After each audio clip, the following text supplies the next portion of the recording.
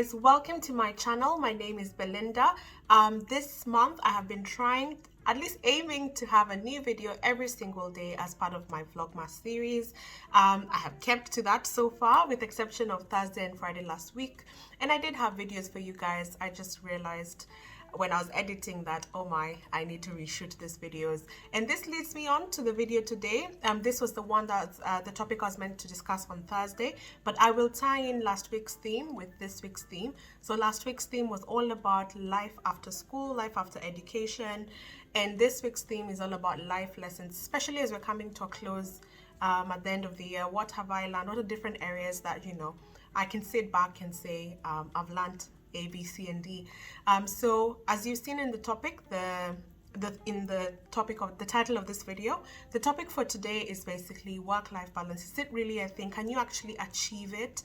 And hopefully we can take away some key points that we can all try and aim to achieve in 2022 to have a more sane work and life situation, because it's always a work in progress. If you've been following my Instagram, you know I've been failing miserably at work-life balance the past few weeks. And you've probably noticed it from my reduced engagement on my Instagram. Like, guys, it's always, if you work at a big four, you know how between October to March, it's usually the busy period. And I have tried and tested these tips that I'm about to discuss. It's just sometimes life just gets in the way, and you have to research, you have to reflect and think, what could I have done better? What have I done before that's worked that I should definitely keep and try to maintain going forward? So can you really achieve a normal 9 to 5 when you're working at a big four? And it's not just restricted to big four, it's just that that's my current situation, and they're known to really pressure you when it comes to amount of work. Can you really maintain a 9 to 5? Now, if you are working at a big four, and most consulting firms actually, the truth is it's not shift type of work. It's not something you clock in at 9 and at 5 you log off and that's all that's expected from you. Majority of the time you will have to work outside those hours. So it's down to you to really manage your time and to see when to schedule in your breaks. When is it that you can basically ensure that you still have a life outside work and at the same time you are achieving your deadlines. So the truth is, no, there is no specific 9 to 5, not at my job at least. However, there is no one really checking, are you online, have you logged off for the last 10 minutes? So you really do have the freedom to flex your hours how you feel is best. So sometimes, like, I work much better in the morning, so I barely log in at 9. I usually log in by 7 normally, and I just prefer to do that. Now what I will do is I'll make sure I'm not online on Teams, so that I use that time specifically to focus, because you don't want to be logging in at 7 and then there's someone already pestering you with questions and you don't even achieve what you wanted to achieve.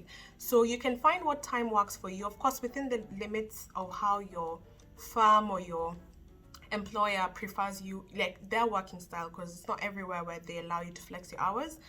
But basically find the time that works best for you and try and merge your working style with the requirements of your employer, and hopefully that will enable you to, if you need to go for a gym class at lunchtime, because that helps you remain productive at the end of towards the end of the day.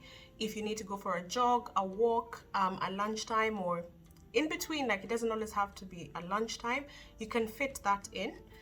So yeah, just try and see how can you merge your working style with your employers.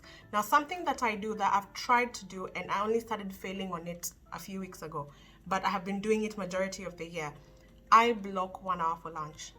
It is in my calendar. I have put that as an invite with myself, so no one can book in a meeting at that time unless I choose to accept an invite. But whenever someone's booking, they can clearly see that I'm blocked out and I'm out of office at that time. During the summer, I definitely took advantage of it. I used to go for walks, and trust me, that does something to you. It does something to your, it just makes you concentrate. You become so much more productive when you've had that breath of fresh air in between the day. Now, it used to be easier when we were going into office, because you'd probably go to the office canteen, you go with your friends, your fellow team members, you have that actual break before you resume that screen time. But working from home, one thing I have definitely noticed, I'm working much longer hours. I find myself looking at my screen, like I don't even know where my phone is. I don't even know what else is going on, especially because I live alone. I've just been working the whole time, and that's really bad. You do not want to be, you even feel the eye strain. It's not even good for your, physically, you'll feel the effect of staring at a screen for the whole day. If you're in office, it's unlikely you'll stare throughout because there's always people around you. There's someone who come ask you a question. You'll probably go to the vending machine or coffee making machine, get a drink, come back. So you have natural breaks in between. But when you're working from home, you can get carried away with work, and that's really, really bad for you. And you won't even notice when 5 reaches because you don't have a commute back home. So you can find yourself really like the work-life balance really being messed about. So look back and see what is important to you. Having a lunch break, or is it having a jog at 4 o'clock? Block that time in your diary. That is your time. And you should be able to do this unless your contract is set up, I don't know how. But majority of the time, having some breaks in between, your employer shouldn't penalize you for that, as long as you know that when you're back, you're back. You're not away for 3 hours in the name of taking some fresh air. Yeah. So my next point is another thing that I do. Even if I'm going to work long hours, I log off at 5. Whether if you see me looking down because I'm looking at my phone, I log off at 5, even if I know I'm going to log back in later. That's another way of forcing myself to have a break from the screen, because you should not be just sat. It's not good for you physically, mentally. It's not good for you. You need to add breaks.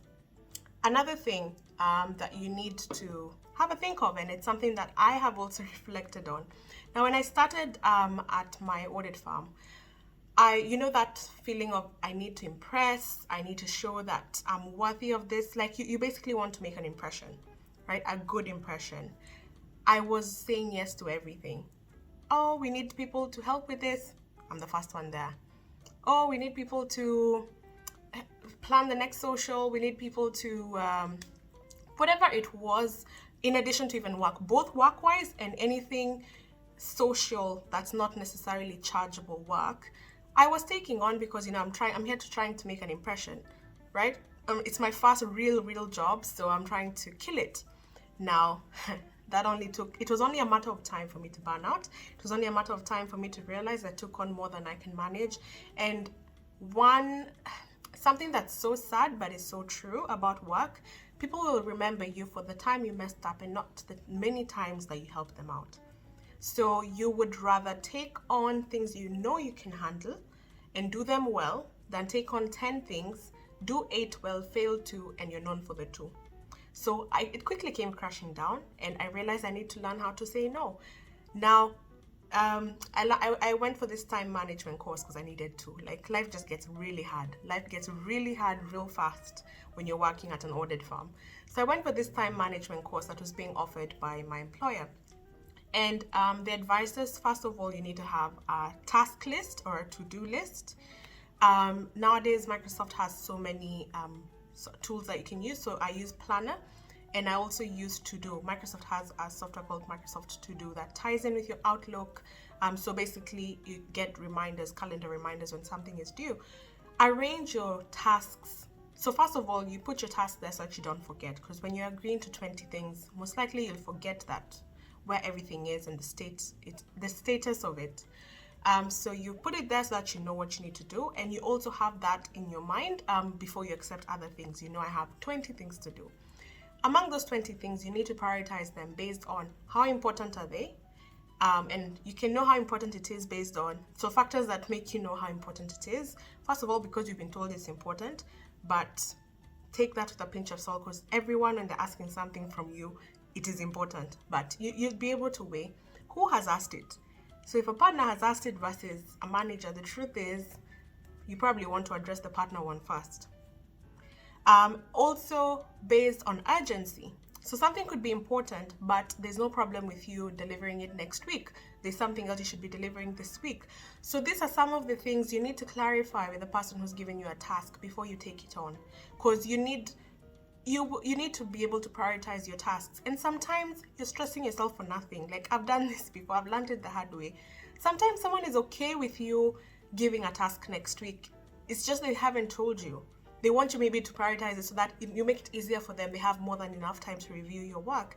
But if you notify them that you have a lot on and you just want to know when exactly does he need it by, he or she, when is the last final, the real deadline? Because people, if you see how tasks cascade down, your manager, senior manager, will give a date.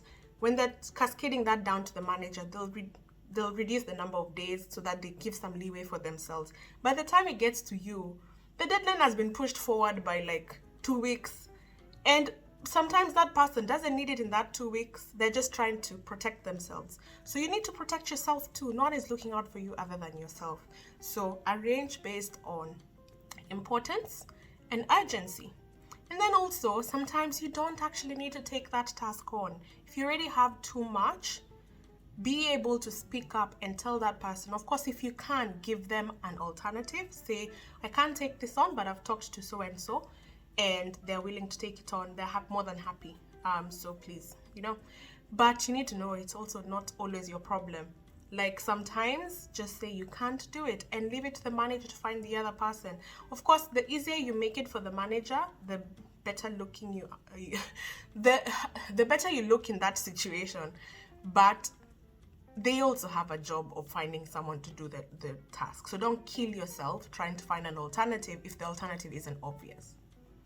Yeah, and I'm saying all this because I'm also telling myself, like, it's always easier said than done. So I fully understand it. I'm the same one here who my last day was Friday, but I was working yesterday because I just felt I needed to leave things a certain way. So I know it's a process. It's a work in progress. But these are some of the things I'm definitely vowing to myself to do better next year. Because you know what? You deserve the best version of you. And if you leave your job today, they will find someone next week. So remember that. Bye.